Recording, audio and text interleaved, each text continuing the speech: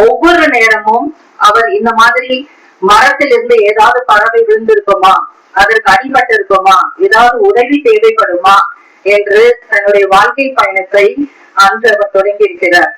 இதை யோசிச்சு பார்க்கும்போது இது எப்படி நிகழ்ந்திருக்கும் அப்படின்னு யோசிக்கும் போது எனக்கு தோன்றிய ஒரு விஷயம், அந்த பறவை கால்கள் அடிபட்டு கிடந்த பறவைக்கு அவர் கை தூக்கி உதவியதால் அவர் கரங்களில் பறவை மனிதன் என்ற விருதை பெற ஒரு பறவையே காரணமாக இருந்திருக்கிறது.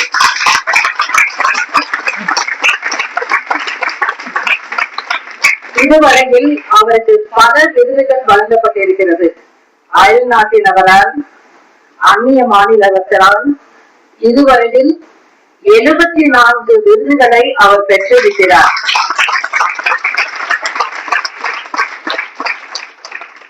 நமது கல்லூரி துவங்கியும் 74 ஆண்டுகள் நிறைவேறி 75ஆம் ஆண்டில் அடி எடுக்கும் இந்த வேளையிலே 75வது விருதை நமது கல்லூரியில் அவர் பெரிய அளிப்பது மிகவும் சால சிறந்தது. அவருடைய துணைவியாரை பற்றி கூற வேண்டும்.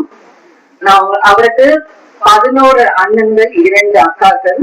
இப்ப ஒரே அக்கா மட்டும்தான் அவரோடு இருக்கிறார்கள். மற்றவர்கள் எல்லாருமே இயற்கை எழுதியிருக்கிறார்கள், அவருடைய மனைவி உட்பட.